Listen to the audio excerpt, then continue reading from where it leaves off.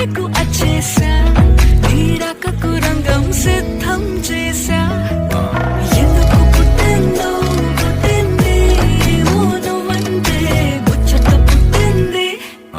పుడతాని పిచ్చి పట్టి